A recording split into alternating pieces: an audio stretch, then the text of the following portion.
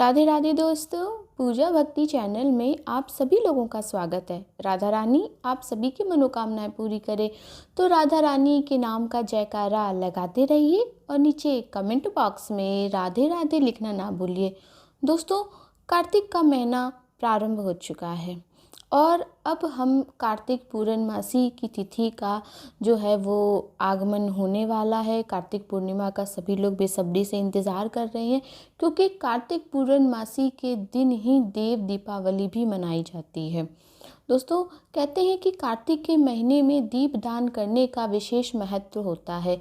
ये दीपदान न केवल हमारे इस जीवन में प्रकाश लाता है, बल्कि मृत्यु उपरांत जब हम स्वर्ग लोक की यात्रा करते हैं तो यही दीपक हमें स्वर्ग जाने वाले रास्ते में प्रकाश दिखाता है।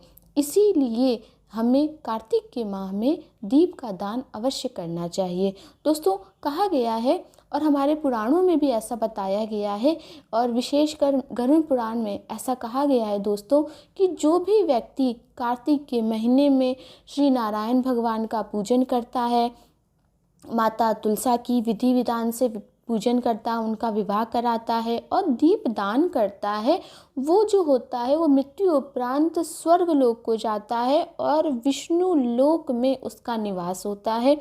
इसीलिए कार्तिक के माह में हमें दीपदान ज़रूर करना चाहिए। लेकिन दोस्तों, हमें दीपदान कब करना है, किस तरीके से करना है, हमें कितने दीपक का दान कहाँ, कब और कैसे करना है, आज की वीडियो में हम इसी टॉपिक पे बात करेंगे। तो वीडियो शुरू करने से पहले आप सभी से निवेदन है, मेरे चैनल पे नए हैं, मेरे चैनल को सब्सक्राइब ज़रूर करें, बेल आइकन को प्रेस करें और वीडियो पसंद आता है दोस्तों तो शेयर ज़रूर करें। देखिए दोस्तों, इस बार कार्तिक पूर्णिमा की जो तिथि है उसका मुहूर्त हम पहले जान लेते हैं।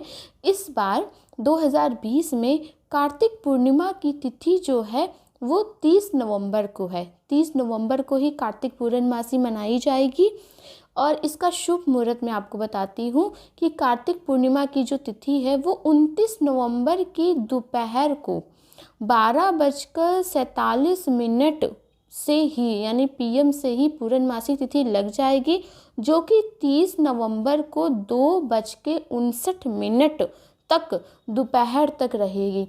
तो हमारे हिंदू पंचांग में चूँकि उदया तिथि से हम तिथि की मान्यता को मानते हैं कि उदया तिथि में जो तिथि पड़ती है उसी दिन उस दिवस के अकॉर्डिंग सब लोग काम करते हैं, तो 30 नवंबर को ही पूर्णमासी मनाई जाएगी।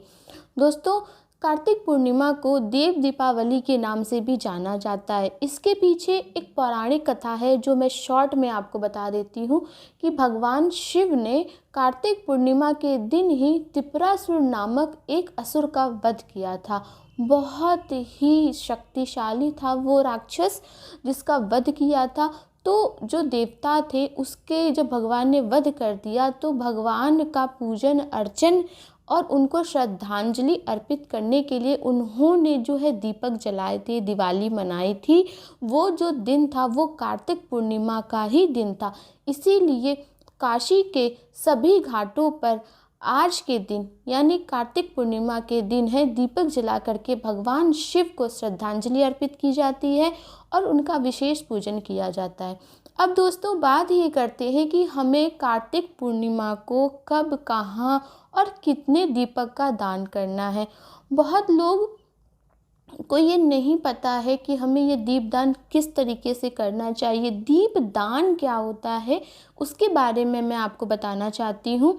जब हम भगवान के सामने दीपक प्रज्वलित करते हैं तो वह दीपक जो होता है अंधेरे को दूर करता है और प्रकाश को फैलाता है। दोस्तों, वही दीपदान है और ये दीपदान कई जगह किया जाता है और कई प्रकार से किया जाता है। सबसे पहले दोस्तों, हम जब प्रातःकाल अपने मंदिर में दीपक जलाते हैं तो वो हमारे नित्य कर्म का दीपदान होता है, जो कि हमारे घर में जो हमारे देवता हैं, जो कि हमारे घर के देवता होते हैं, मंदिर के देवता होते हैं, उनके निमित्त होता है। वो दीपदान आप प्रतिदिन कीजिए। देव दीपावली के दिन विशेष तौर पे आपको 5 दीपक घी के अपने घर के देवता के लिए जलाने हैं। देवी देवता उनके निमित्त आपको 5 दीपक निकालना है।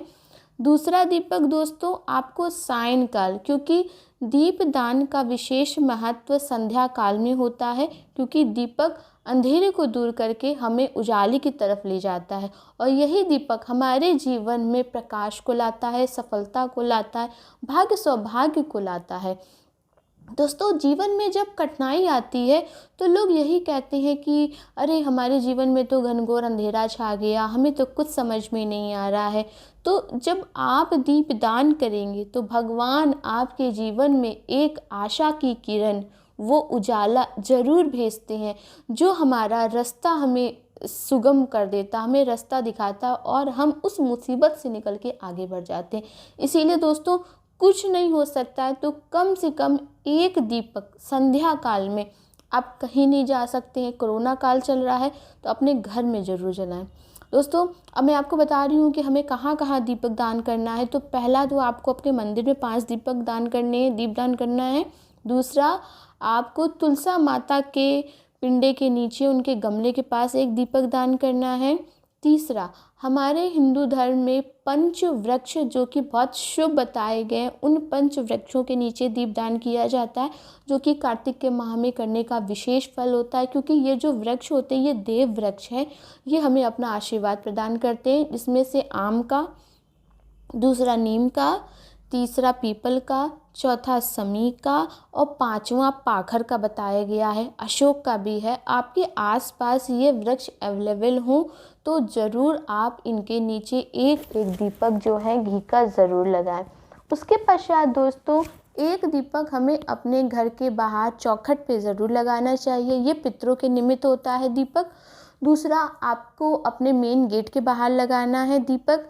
और उसके बाद अगर आपके आसपास कहीं पर गौशाला है तो वहाँ पर जा कर के गौशाला में जो दीपक लगाया जाता है, आप सभी को पता है कि गाय में 33 करोड़ देवी देवता होते हैं, तो एक साथ आप उन 33 करोड़ देवी देवता को दीपक अर्पित कर देते हैं सिर्फ गौशाला में दीपक जला करके, दीपदान करके। तो गौशाला में दोस्तों आज के दिन ज़रूर दीपक लगाएं। उसके बाद जो ज़्यादातर लोग जानते हैं और समझते हैं कि नदी, सरोवर, पोखर में दीपदान किया जाता है, जो माता गंगा के निमित्त होता है। तो दोस्तों आपके आसपास अगर नदी है, सरोवर है, कोई दिव्य कुंड है, आप वहाँ जा कर के माता गंगा के निमित्त उस जल स्रोत में जो भी दिव्य देवी देवता हैं उनके निमित्त आप ज़रूर दीपक लगाएं। ये दीपक लगाने का पुण्य महत्व होता है। कहते हैं कि जब हम लोग मृत्यु उपरांत स्वर्ग का रास्ता तय करते हैं तो बहुत सी अंधेरी गुफाएं होती हैं जहाँ पे भयावह आवाज़ें आती हैं। ऐसा गरुड़ पुराण में बताया गया है कि जब आप दीपदान करते हैं तो उस जो गुफा होती है वहाँ पर आपको डर नहीं लगता है, वहाँ पर यही दीपक आपको वहाँ पर प्रकाश का काम करता है और आप सरलता से उस अंधेरी गुफा को पार कर लेते हैं।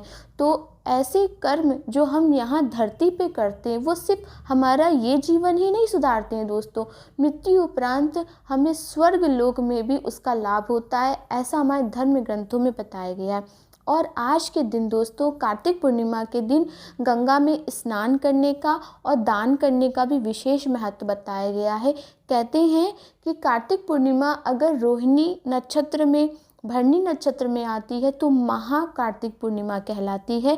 इस दिन गंगा जी में स्नान करने का, किसी तीर्थ सरोवर पवित्र कुंड में स्नान करने का 10 अश्वमेघ यज्ञ करने के बराबर का पुण्य मिलता है। और आज के दिन जो व्यक्ति दान करता है उसको भी अनंत गुना फल प्राप्त होता है। गाय, बैल, भेड़, अन्न, धन का दान करने का विशेष महत्व बतलाया गया। अगर आप ग्रहों की पीड़ा से पीड़ित हैं तो आपको भेड़ का दान करना चाहिए दोस्तों, इससे सारी ग्रह बाधा दूर हो जाती है।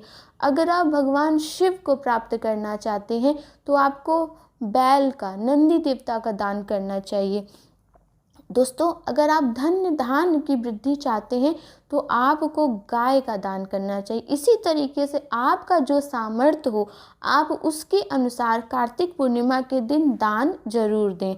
दोस्तों आज की वीडियो में मैं आपको बता रही हूँ कि कार्तिक पूर्णिमा के दिन हमें क्या दान करना है, कहाँ कहाँ दीपक लगाना है और कार्तिक पूर्णमासी का शुभ मुहूर्त क्या है, किस तरीके से आप जो है अपने घर में भी दीपदान कर सकती हैं। आज के वीडियो में मैंने आपको ये सभी जानकारियाँ दी हैं।